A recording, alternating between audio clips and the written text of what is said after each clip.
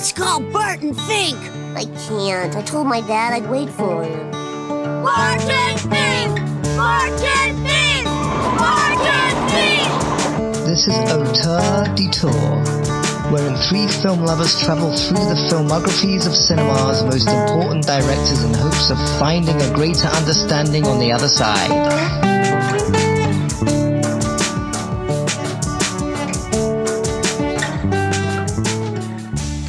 Welcome to Auteur Detour. I'm Travis, and with me as always are Ian Hinckley. Hello. And Chris Balazza. Good day, mate. We are examining the works currently of Joel and Ethan Coen.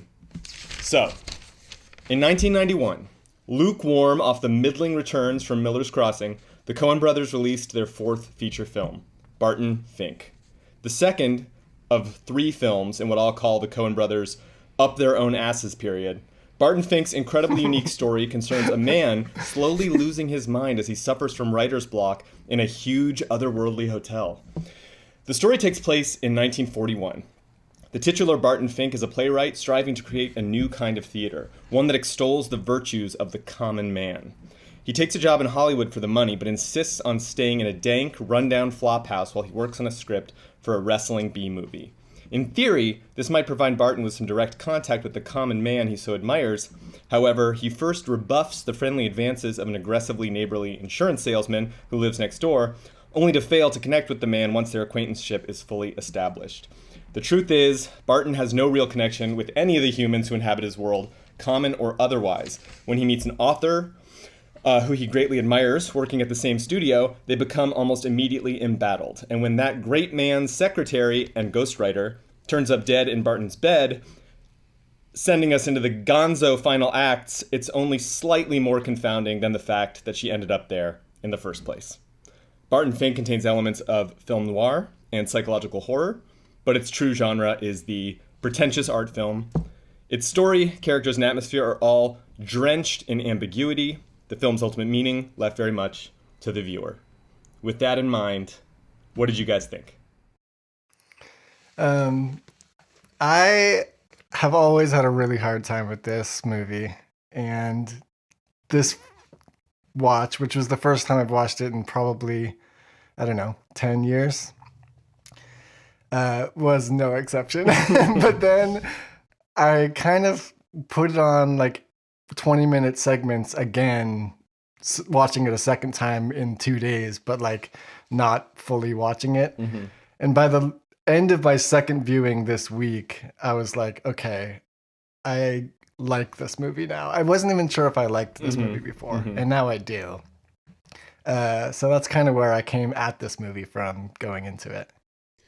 And for me, I might have mentioned this was one of the few Coens I hadn't actually ever seen.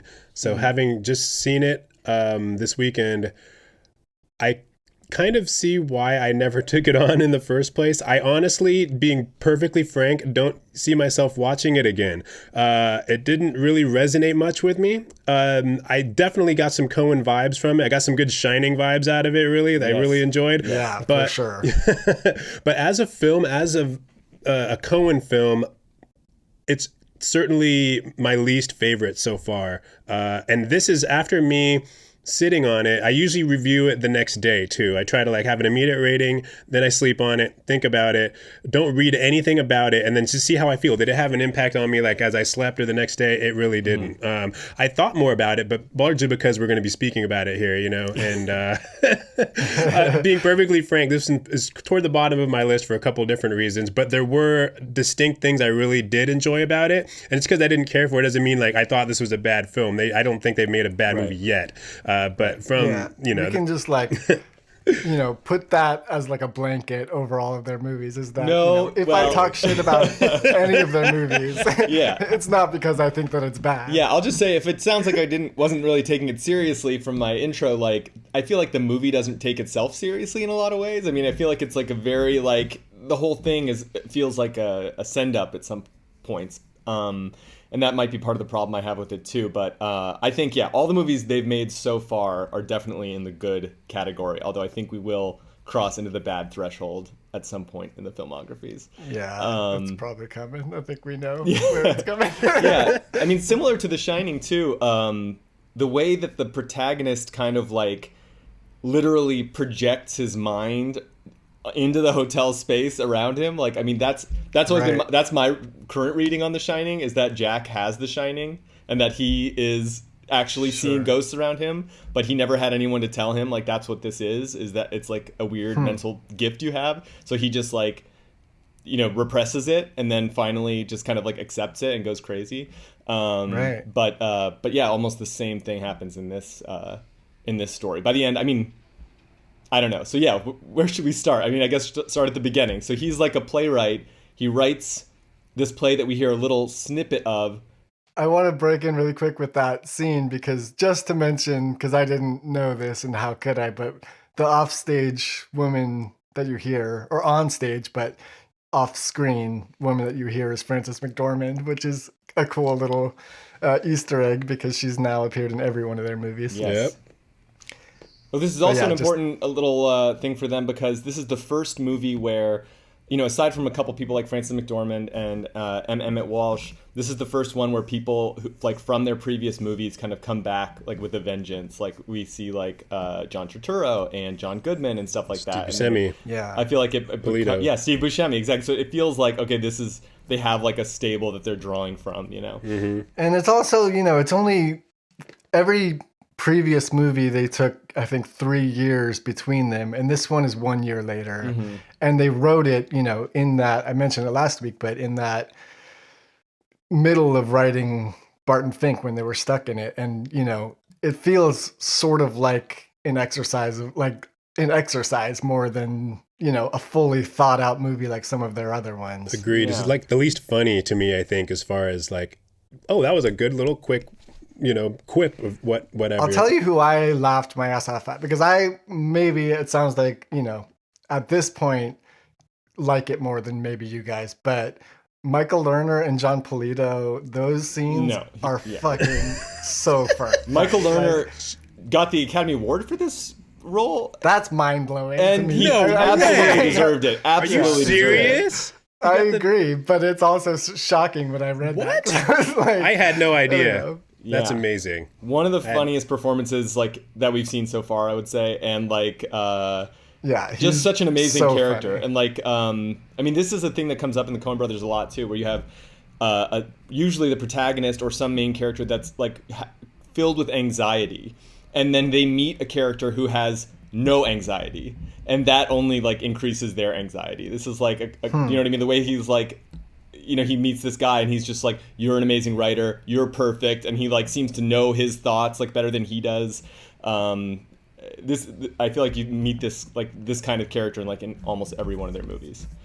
It's funny too because I'm watching the dynamic between John Polito and Michael Lerner's character, and I'm like, these could easily have just completely reversed the roles in casting. And I'm kind of glad they didn't, because you know what's his name, John Polito played that kind of boss in the last film we watched, Miller's Crossing. Well, so it's kind of cool that he's like the underling of sorts. But I could easily see them switching roles in this movie. That's a good choice. Totally. John Polito didn't want to take the role of, is his name Lou in it? Yeah, Lou Breeze, I think, and Frances McDormand talked him into it, but he really wanted to play the Michael Lerner role. Yeah. You know, he was bummed, but then he ended up taking it. I think his performance in this, if nothing else comes out of doing this podcast, it's that John Polito may be my new favorite actor. Like, he's so fucking good. Well, I feel sorry for you for not realizing that sooner in life, Ian. Because I always knew I liked him, and obviously in Man Who Wasn't There, he's a standout. But watching him go from, you know, I love the way you described him last week as like the fish, you know,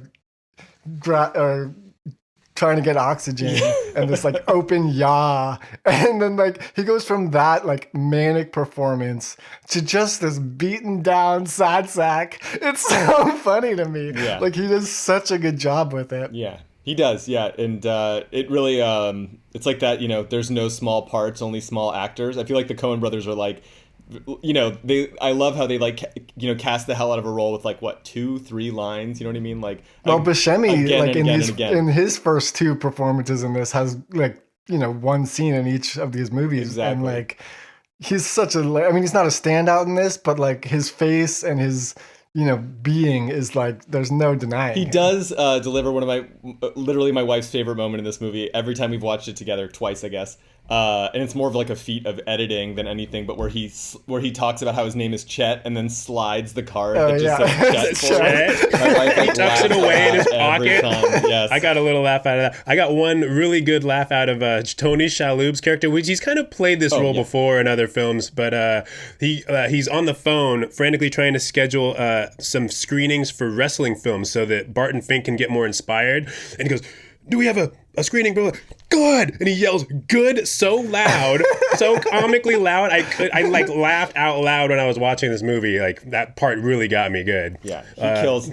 By the way, they Lerner- misspelled his name in the credits. I'm like, who's Tony that Shalhoub? right? I thought it was with an H, and weird. sure enough, he spells his name with an H, and they omitted it in the credits. Rude. Disrespect. Whatever. They gave him the hi-hat. Dude, so Michael Lerner is my favorite character in this movie in a movie filled with like very unlikable characters. But the best moment of acting for me in this movie is when, we'll get to John Goodman, I guess, but like when Tony Shalhoub does a little like motion like he's gonna go over his desk to attack Barton Fink when they're fighting in his office. Like that is like one of the most brilliant, like hilarious moments of the movie to me too. Yeah, so like I think my favorite moment of acting in the movie, because he's so fucking good, but the physical, I was just thinking watching it, like, how is this not the most circulated GIF of John Turturro dancing at the USO dance? Because it's so physical and so like crazy. I need to see that like in any comment thread. It's his character is a much better dancer than you might imagine. That's a great point. Which like kind of heightens the kind of like unreality of that moment. And in addition to the fact that like one thing about this movie, you never see Barton Fink go anywhere. You never see him like walking down the street, taking a drive. He's just in a new space, and it feels very like, is this really happening? Which kind of bugs me, honestly. I don't know. I have issues with this movie. It seems like for us, the best parts of the movie are like these kind of like comedic or stylistic flourishes that the Coen brothers do so well. And it just makes me wish that they like, I don't know. I can't say they don't do an amazing job of like creating like this kind of uneasy atmosphere in this movie. Because they do, but like it all kind of feels like a lark, and you kind of just want them to like get to the punchline, or that's how I felt, like, right. Yeah. I had this plan. I mean, it wasn't really a plan. It was just a thought that I was going to come into this and just like lay into that this was a allegory for being stuck in the closet, because I did it in Miller's Crossing. And if I just like every one of my reviews was like, no, this is clearly a movie about like being gay and not being able to say it. And then like it just says more about me. But I'm not going to do that, because I actually do have a real read of this movie. But that is part of the movie, though, too. And I was going to say, that was my plan as a joke. But then as I'm like making that joke out in my mind, I'm like, well, I can't really do that with this movie because it's there. Like it's definitely like a read for this movie. And we talked about sex scenes in movies and sex scenes in Coen Brothers movies. And Ethan Coen says the only sex scene that he's ever written was the wrestling scene between John Goodman and John Turturro in this movie. Like he considers that a sex scene, which is pretty funny. That's interesting. Oh, go ahead. Oh no, I was just gonna say, yeah, it's like touching on your comment earlier, Travis. It's got this weird, almost like, is this really happening kind of sensation? Like, is there anyone else in this hotel? Is this a real place? Like, there's only two people, like, especially at the end when the flames are coming out and he's like, it's following John Goodman, you know what I mean? And he's screaming and there's no other people at all. And the corpses of the two people they shot are like gone in the next frame. Like, is this really happening? It's almost like this shining David Lynchian sort of atmosphere being created there. This movie borrows a lot from David Lynch. Most obviously the haircut of the main character. He looks like a lot like he's Eraserhead. Eraserhead. And then like the movie like, uses totally a lot, and like just all the kind of like the audio stuff that's happening is very like David Lynch, and just kind of the kind of wet, rotting look of everything. Like the wallpaper, especially it's like fetishistic level of like kind of detail to just create this like kind of world. But I guess I do like this movie. I enjoy it, but I kind of once you've seen it, or for me, once I saw it, I kind of had a similar feeling to Miller's Crossing, where this is actually the second time I've seen it, and it didn't have the impact it did the first time. I was able to kind of like relax a little more and kind of enjoy like, you know, the humor of it, but I didn't feel like there was like a ton to dig into. I just feel like I just wish I was like wishing for something. I wish they would just kind of keep going with the comedic elements, kind of work on that side of it. So I've got two major, sort of, not major, they literally mean nothing to anybody, but I've got two thoughts about this movie and what, like, I was kind of thinking about where the kernel of the idea starts for all of their movies, you know? And especially coming out of Miller's Crossing, I was kind of thinking about, like, maybe where they got the idea, like, this is the movie I'm going to write, was, like, you know, in what we had talked about last week of, like, Tom and Bernie's sort of two sides of his sexuality or whatever. And, like, or, you know, feminine and masculine side and which one is going to win out, that kind of story. And then with this one, I think that there's two like major things at play, and I think they're both sort of important to the Coen brothers lexicon because it's the first of their movies that really dives into like Jewish mythology, or, you know, scripture, if you believe in it. I guess it's scripture, because there's a part of it that is, you know, I'm gonna not lie. I read this, you know, that it's like a very strong argument for the reading that, like, John Goodman is the Jewish Gollum, and then, you know, Barton Fink created him, and then it crushes him under his own hubris. You know, like, that's sort of the story of like that Jewish story that they end up like fully realizing in A Serious Man. And I think that that's an interesting part, is that they really are going into the, you know, examining their like theology with Judaism. Like, that's a part of it in this movie that's there.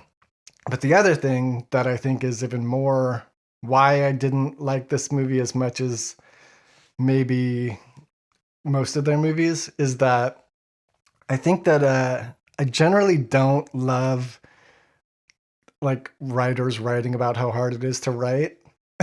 And I think the only one, like the best version of it, is Adaptation to me. Like, Adaptation is like one of my favorite movies and I love it. The structure of this movie is incredibly similar to Adaptation. So I actually, like, most of my notes here are just comparing Adaptation with this movie, because it really is like, and, you know, after I was reading or thinking about that a lot, I Googled Adaptation Barton Fink just to see if there had been any writings on that. And turns out this is Charlie Kaufman's favorite movie. Like, it's not an accident that he wrote Adaptation, which is essentially the story of like a writer who is adapting somebody else's idea and then can't get past wanting to express themselves. And like, I think that like Barton Fink in this movie, and his obsession with like, you know, wanting to be the savior or the voice of the common man, even though he has no real compassion for the common man. And then like, you know, it's this battle with, you know, what he wants to be and what he actually is. And it's the same thing with Adaptation, where, you know, Nicolas Cage also has this sort of, who I love him in that movie so much in both roles. And like, he's got this, you know, doppelganger that's the sort of Luddite, which is the sort of John Goodman character in this one, that he sort of befriends, but in a belittling way. And then, you know, as his story kind of gets away from him and becomes like, I don't know, he gets crushed under it because he realizes that he doesn't actually, like, what he feels isn't as important as what the audience should want, you know? Mm-hmm. I don't know. And also the Michael Lerner, I mean, the speech he gives him at the end of the movie where he's just like, there's poetry in the ring, you know what I mean? Like, that is very much the same like as the what's this character, Brian Cox, right? Yeah. I haven't seen Adaptation like since it came out in theaters, but yeah, I was thinking a lot about that movie watching this. It was like, you know, and the point where the story kind of like becomes like, you know, the whole time you feel like you're kind of in somebody's head, but then it becomes like more and more fantastical as it goes. Well, and there's like a dividing line in both movies where shifts from, this movie's always surreal and sort of not grounded in reality, but there's definitely a moment in when Judy Davis dies in this one, and then when Donald Kaufman takes over the script in the other one, where it just becomes like suddenly supercharged fantasy, Yes. and it's like, I don't know, that's interesting. And because I think adaptation did it so much better of exploring like the, the life of the mind or whatever you want to call it, Well, that's the great thing I don't know. about ripping off another artist, is that you can kind of like, avoid the Right. pitfalls of the previous work. Yeah, that's Touche. true. I think this is more difficult than adaptation. I think, so, and that's not a negative But thing. Like, I think it's more challenging than adaptation to understand. What do you mean? But, well, adaptation's like, the big question that people had when adaptation came out was like, wait, does Charlie Kaufman really have a brother? There's not like a lot to like, Right. like you can read a lot into it and there's a lot there. It's one of my favorite movies, but it's all on the screen. In this one, you have to fucking think What the hell is when going it's on? over, like what At the hell many is going points, on, yeah. I see. what they meant by the final shot, like all that stuff. Right. It's not exactly spelled out for you. Is Gotcha. anything going on there? And that, this is the problem I have with the movie, I think. And I do like the movie. I'll keep saying that. I've enjoyed all the movies so far, but I never find myself like surprised by a Coen brothers character. Do you know what I mean? They like just kind of, everybody feels like a puzzle piece, and they put it together and you have this beautiful creation and there's a lot of meaning inside of it, but it doesn't feel like it's a living thing. I feel like they keep reminding you, this is just a movie. This is like a piece of artifice. This movie, and so because of that reason, like this movie doesn't feel like full of life to me. You know what I mean? There's like a, I feel like they keep falling back on this kind of like comedy that feels, I don't want to say easy, but it's just like, it feels like at odds with the rest of the movie. And Yeah, I don't know. think And the that's why only place- that's why I kept saying, like, I kind of wish this was just a comedy. I feel like they could have like, much like the Michael Lerner character, I feel like they could have just like put all of Right. this into a movie that like just works better, instead of these like long scenes where you're just kind of stuck at this hotel with him, like, listening to the noises in the walls, and it's kind of just I don't know. I think you just touched on, I think, I hadn't actually verbalized it, but I think that's largely why it didn't resonate much with me as opposed to some of their other ones. I think you just nailed it, in that I was waiting for something kind of bigger to start happening. Like, is it going to, but you're right. It's largely confined within the four walls of this dreary, kind of drab, weird David Cronenberg slimy hotel, dripping off the walls and whatnot. Yeah, you're absolutely right. It's like the life of it. Like, I don't love, we're going to talk about it later, or Brother Where Art Thou, but it's so vibrant and full of like vivid characters, And this one, it's, it seems to lack some of that. And it's, I don't know, it feels the least developed of the films that we've watched so far to me. I mean, like I said, it was a year in the making between writing and release. It's like, I do think that it was less developed, for that, just from that point of view. But also, I agree, it's not, like I said, it feels like an exercise. It does feel like them trying to break out of their writer's block that they had on Miller's Crossing and being like, why can't we write? Well, like Ian, what do you have what do you think about, like you said, they have no empathy, like the character Barton Fink has no empathy for the common man, and you brought up on an earlier recording, like the fact that you are kind of like you have issues with their treatment of like common people in their scripts, or like real people in their scripts, or poor people, or Yeah. dumb people, or whatever the way you thought about it. But like, what do you think is going on there? What do you think they're trying to like work out, either like in the story or like personally?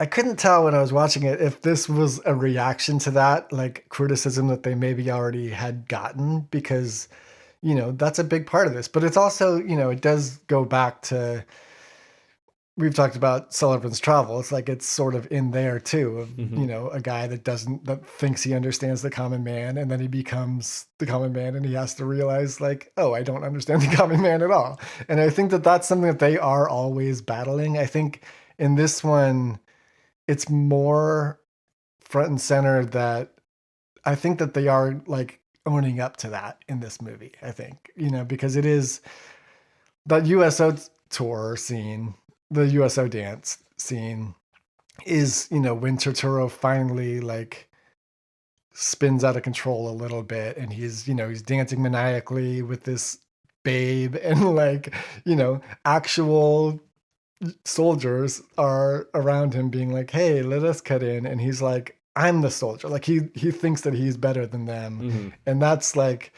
when he really gets his the first like implication that his shit's like, that he doesn't think his shit stinks, and then it's gonna come back to bite him in the ass, Well, interesting that you said stinky shit, because the other major writer figure in this movie is of course Frasier's dad, who does great little John performances Mahoney. like the Southern gentleman writer, who's like, I guess, based loosely on like William Faulkner, who had like a stint in Hollywood, and you meet him like vomiting loudly into a toilet, and then like every time you see him, he's like drunk, like having sex, vomiting, pissing.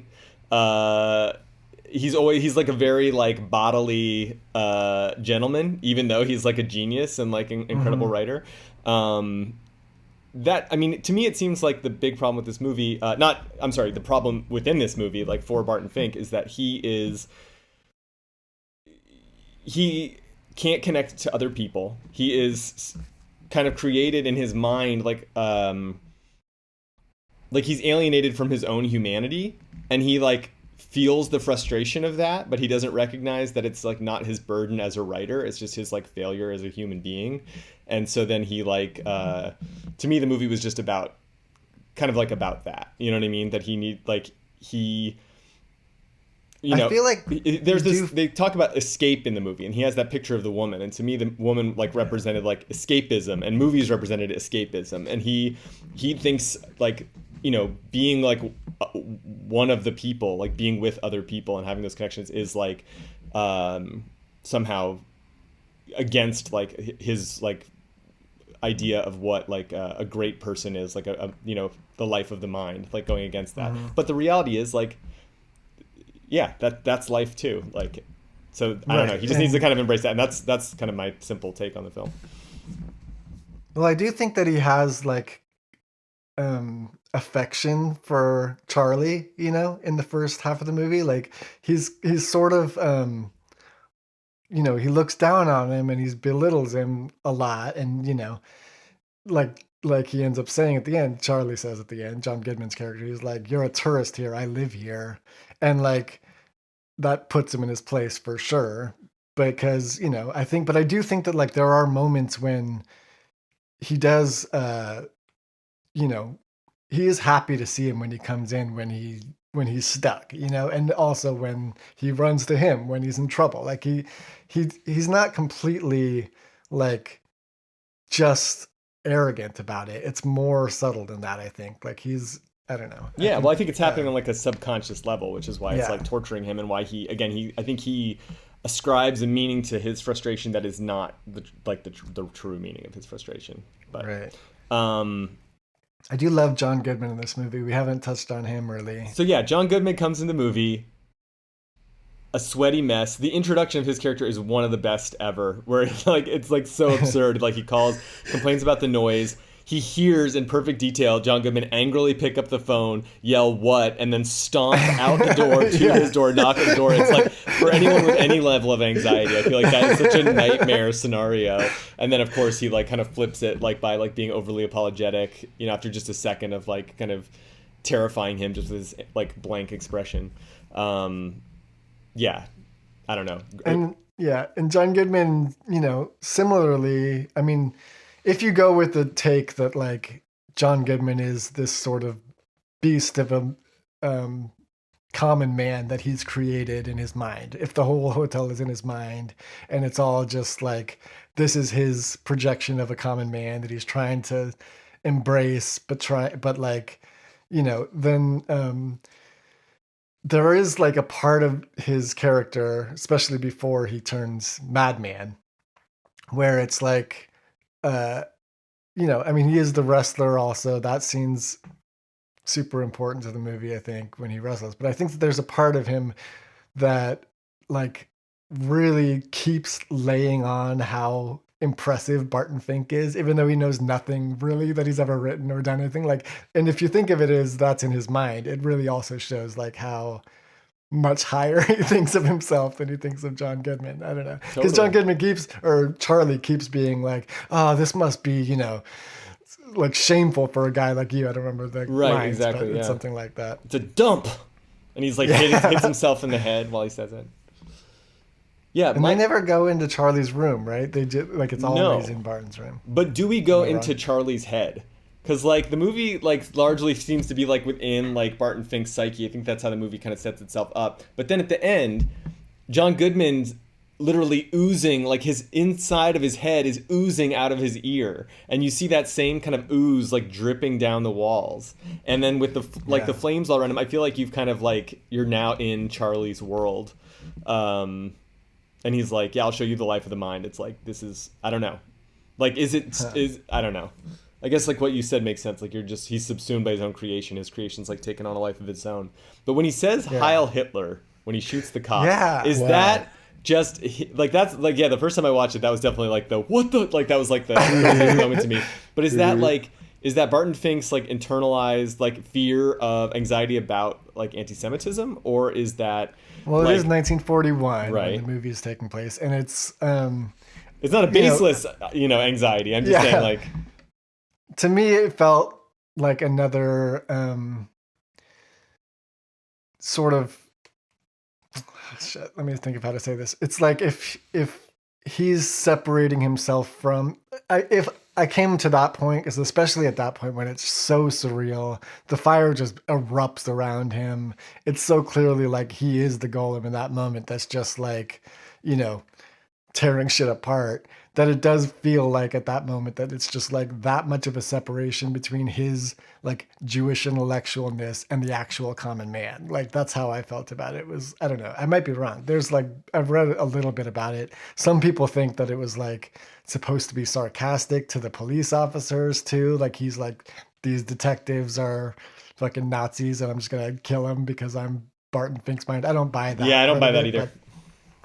I feel like it's either this is Barton's projection, like, any common man. And this is like, I think really true about like a lot of like liberal people, like this view of like common people as just like one small step away from like monstrousness. You know what I mean? Right. But then there's also, which I also feel absolutely. But you agree with that? No, I'm not an intellectual by any means. I'm a fucking idiot, but I do like, there are people that you see that like, for me, because I am a fucking pessimist and I hate the world, is that like I see some people and I'm like, oh, that guy would just kill any Jew that he sees. Like that guy, like, I mean, he would be the first person to be like, oh, he's in that attic, and I don't know. That's probably me being a pessimist, but I get it. Maybe there's something about like the duplicitousness of people, or the way in which someone can really switch from one thing to another. I mean, you see a couple different characters, like their opinion of him flips, like Michael Lerner's character at the very end, after he's been building him up. He even fires Lou Breeze for saying something like this, like really talk about an overreaction.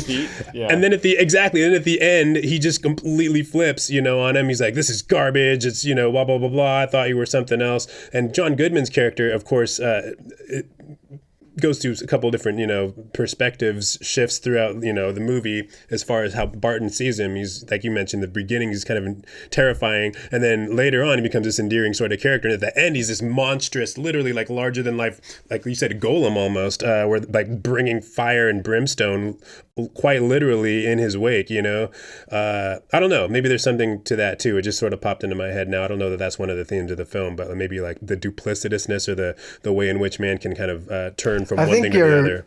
Totally. I think you're saying essentially what me and Travis are also saying, which is that like it's all his sort of battling his relationship with the common man. It's all in there. Like, I don't know, he has this affection for them where it's not an affection. I shouldn't even put it that way, but it's like, I mean, we should say this is, loosely based on Clifford Odets, who was a New York playwright who had, who wrote for the people. Like this was his thing. He wanted to have this theater company that was like expressing the life of real New Yorkers, but he was an actual, like he was an absolute intellectual that was not the common man, and it was,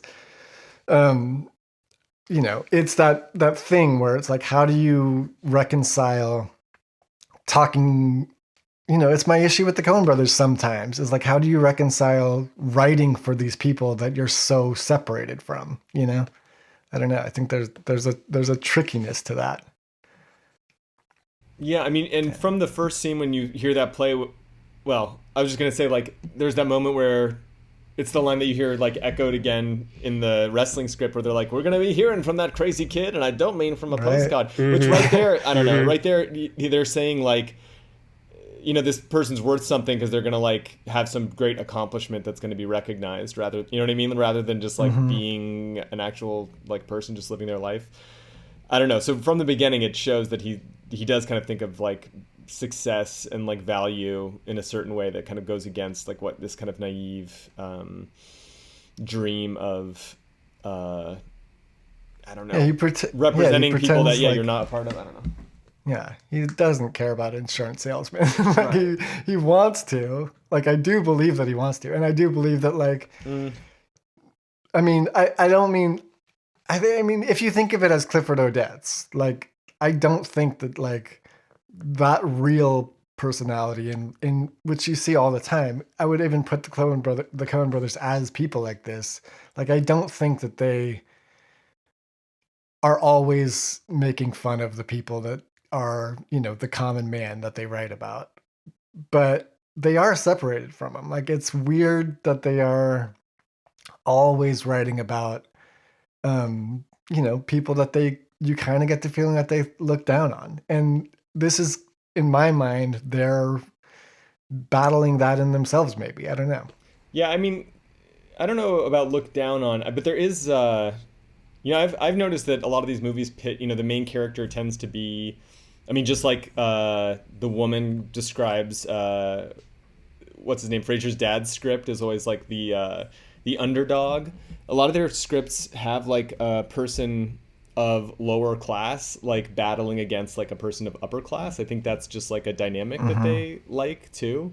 Like, in all of their movies so far, and I think it's going to be something that, like, keeps coming up. It's like, the main character tends to be poorer and, like, in conflict with someone who's richer. That's, like, a recurring dynamic. What other, I mean, let's talk about other recurring dynamics, because there's, we talked about, like, the cast that, that's probably a lot of it is out of convenience because they were filming Miller's Crossing when they were making this. So I'm sure that they were just like, okay, this is John Polito, this is John Turturro. Like, I mean, I know that this is the first one, you read about who they wrote the parts for, and this is the first one that, like, John Turturro, John Goodman, I'm trying to remember who else, but a couple of the other characters, maybe Steve Buscemi, like, were written for those actors. Right. Mm-hmm. Whereas in the past, they didn't get the actors that they wrote the movies for, except for obviously their friends like Holly Hunter and Frances McDormand. But it's the first time, and that speaks to their cachet, but also that they were just, like, making those movies right now. Michael Lerner and John Polito's dynamic has a little bit of a Big Lebowski and Philip Seymour Hoffman. Oh my God. Feel too. Totally. I didn't think of that, but yeah, absolutely. I thought about, we've talked about the round, the circle, that's recurring in all of their movies. The biggest example of that I saw in this one was when it cuts to the drain, like during the. I don't think it cuts to the drain. I think the camera. Moves to the drain. Yeah, it totally it moves to the drain. That's what I meant. And that's also, like, just like in Miller's Crossing, it's just like they get into the bed. It's like the 1940s movie thing where like they get in the bed, the feet start to go up, and then it just pans away. So I mean, but this time you actually hear the sex happening, which is kind of. They also really love, like, powerful men behind desks.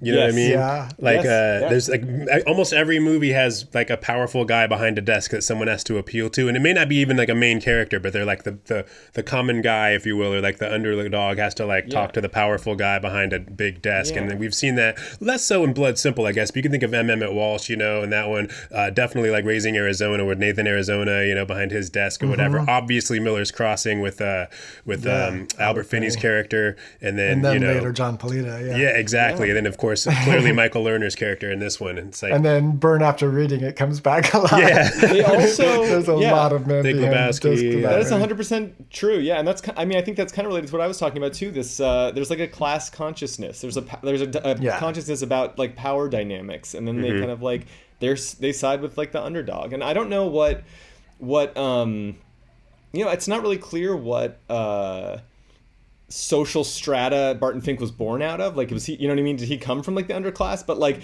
the movie mogul came from the underclass. You know what I mean? And like. He like the movie mogul guy and like the cops, like there are these people that kind of like come from like a more like vulgar like, you know, world than him, but like outsmart him at every turn. You know what I mean? Like he's like kind of has to like play by their rules, and it's so just being an intellectual doesn't actually give you like the smarts to like survive or help you in any way. Right. Another one of their themes, the Coen brothers seem to love fat men. Well, when you have fucking John Goodman and John Polito and like I these mean, Michael guys, Lerner is a big guy Michael too, Lerner. and like I feel like he and is. Emmett Walsh is not a small man. Like you're right. Arizona Yeah. Senior, The Big Lebowski. Like I think Yeah. Yeah. this is like I think- I love to see it.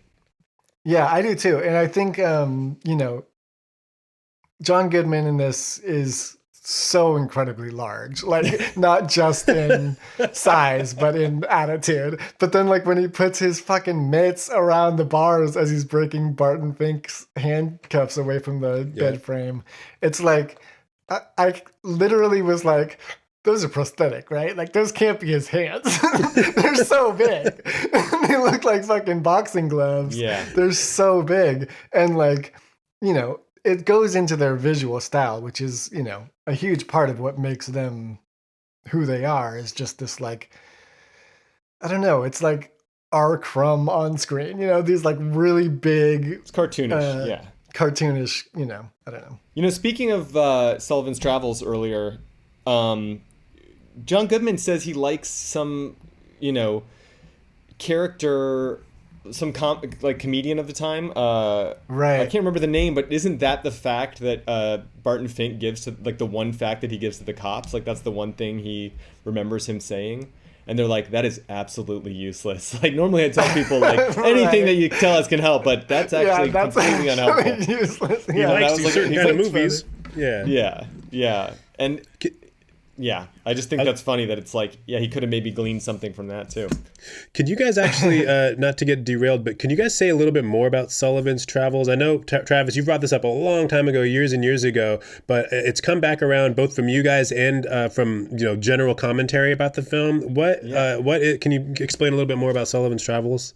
Yes, And how it relates to Sullivan's this movie? Travels is a movie where Joel McCrea is a movie director who's like the toast of the town. I mean, much like Barton Fink at the beginning of this movie, he is coming off the success of some wacky movie, and it has like some really stupid name. I can't remember it right now, but they say you can do literally any movie you want to. And he's like, I only want to do one movie, Oh Brother, Where Art Thou? Which is going to be his like super serious film. And they're like, please don't do it. Please don't do it. You know nothing about the common man. Just do your comedy thing. That's all you're good for. And he's like, I have an idea. I will like get in touch with the common man by like pretending to be a hobo. And this is like during the Depression. And he just treats it, I mean, he's very much like a tourist with a typewriter. He goes like on the lam with like a bindle stick, and he gets in like way over his head. And then he eventually, like after going through some like actual horrible stuff, like kind of realizes the value in society of kind of like light comedy and like, you know, art for like just kind of like to be entertaining and to be beautiful and stuff like that. And he kind of has like a realization that that, you know, that maybe art isn't what he thought it was, and maybe like art with socially good characteristics is not necessarily, you know what I mean, doesn't mean like socially conscious like boring art.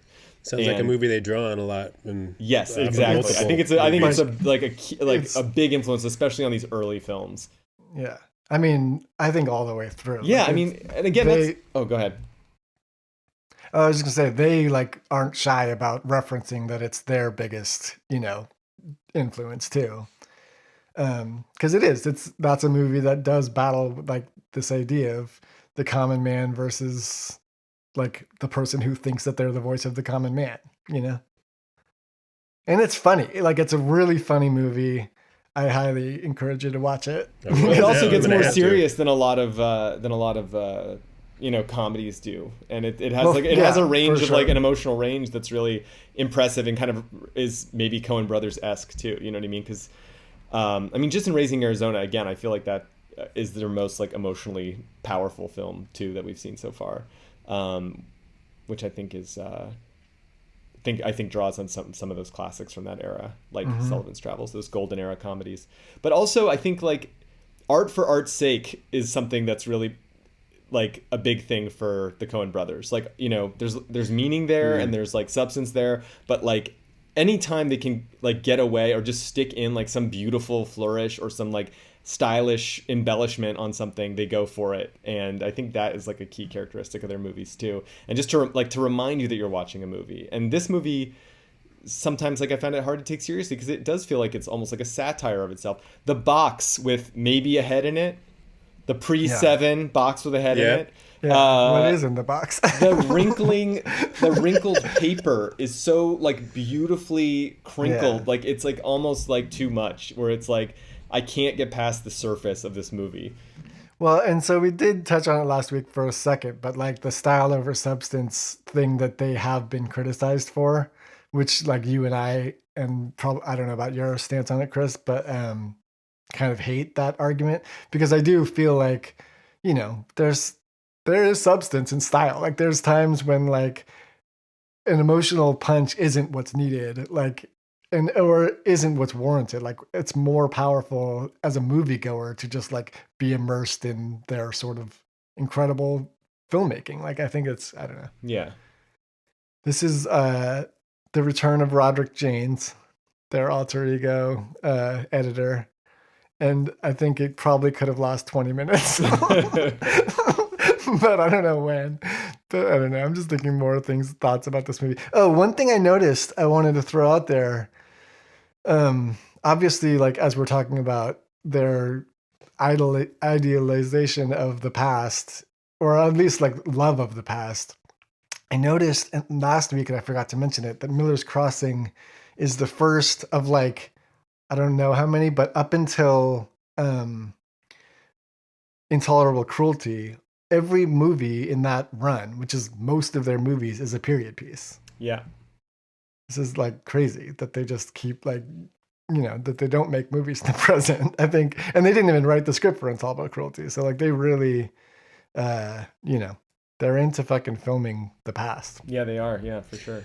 I think it's like part of it is crafting a unique world that we don't immediately feel plopped right into, maybe. And that's kind of clearly a recurring theme of theirs. And I really appreciate that.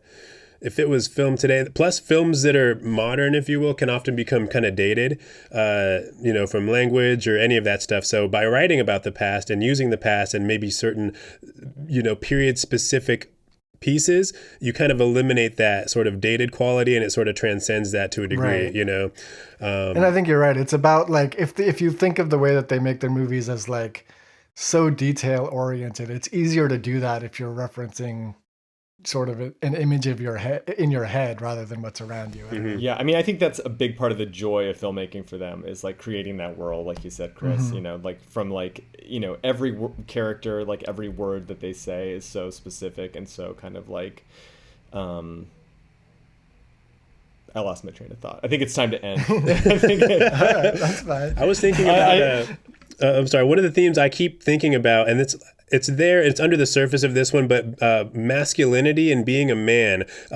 One of a film we're visiting later, really, really hammers this point. But I always think about that recurring sort of theme of masculinity and like what it is to be a man, if you will. And again, it's less prescient in this particular film, but I can see the dynamics, especially when you have a character like John Goodman and the idea that he's writing about like a wrestler, like this big, a world he knows absolutely nothing about. This like this testosterone filled world of like brawny men doing big, feats of Well, strength. and there's that line when the detectives are like, "What are you doing? Weird sex stuff?" He's like, "No, we wrestled." Yep. It's like, they're like, right. it's Sex for really- men. Yeah. Wait, just to We're go back to the men. wrestling for 1 second. When his stupid script ends with like, "We're gonna hear from that crazy wrestler," and I don't mean to post God. And then the guy, the movie producer, is like, the movie mogul is like, there's poetry in the ring. You know what I mean? You totally missed that. That's where the battle happens. Right. And that they kind of show that when he's watching the dailies. And that giant, monstrous, lumbering actor is like, "I will destroy you." Yep. But that like gets repeated over and over again. And that has like a power, like that line of dialogue that becomes like poetic when it's like repeated again and again and again, and like has more of a power than anything we actually hear that's written by Barton Fink. Right. Well, I know you want to end, but let's really quick. Is there any? I don't think that I would recast any role in this movie. I think that like maybe the Judy Davis, John Mahoney part is the part that is the most forgettable. But It feels or like not it's from most another forgettable, movie, but yeah. like, yeah, it's the least of the movie, So, but at the same time, maybe if you had Frances McDormand in that Judy Davis role, I don't know what she was working on that they didn't slot her into that role. I imagine she was. I thought if they Judy didn't, Davis but, gave a really good performance, actually. I thought she was good, but it- I do imagine like if Frances McDormand, it would have felt more Coen Brothers that whole segment. I don't know. Not to say anything against Judy Davis, I think she did great. I think John Mahoney did great, but it is a weirdly like B plot that just I don't even think about when I think about the movie. It's extremely weird.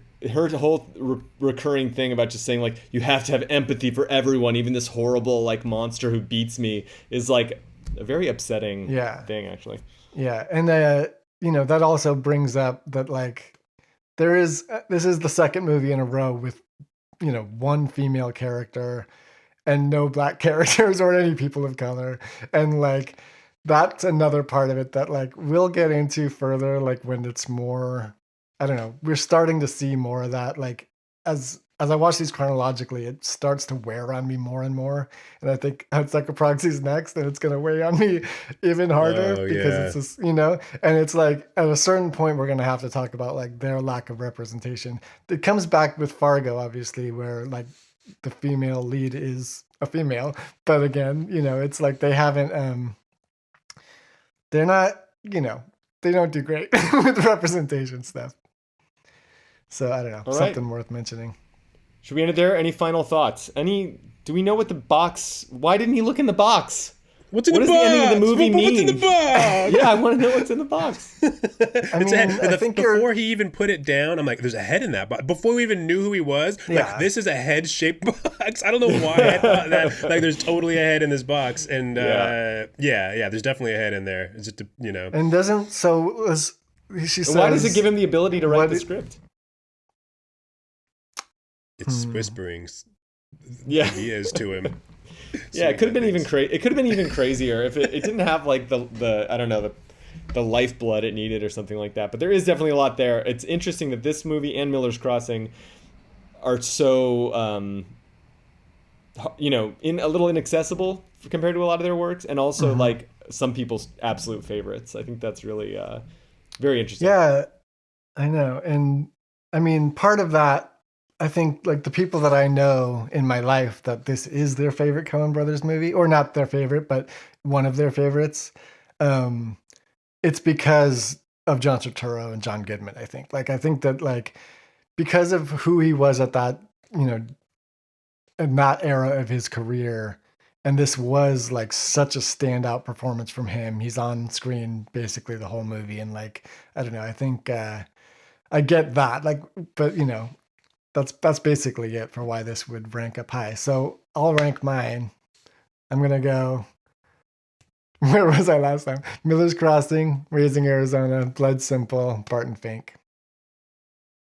Yeah, I've changed mine a little tiny bit. So at the top is Blood Simple, followed by Raising Arizona. It actually has flipped its spot with Miller's Crossing. So again, Blood Simple, Raising Arizona, Miller's Crossing, Barton Fink. Totally respectable, but I'm going to have to go with Raising Arizona, the clear number one. And then I'll just say, like, I think Blood Simple, of the rest of them is the second best film that they've done, as like a self-contained unit. So I'll put that at number 2, but I think there's so much great stuff in Miller's Crossing and even Barton Fink that they're right there. Again, these are all really good movies, really interesting movies. But I feel like Miller's Crossing and Barton Fink both don't like work for me 100%, but there's so much great stuff in there that it's hard not to like them a lot. Are they tied for number 3? And yeah, I guess they're then? tied for number 3. I guess I don't know. It's really, to me, it's just Raising Arizona and then the rest at this point.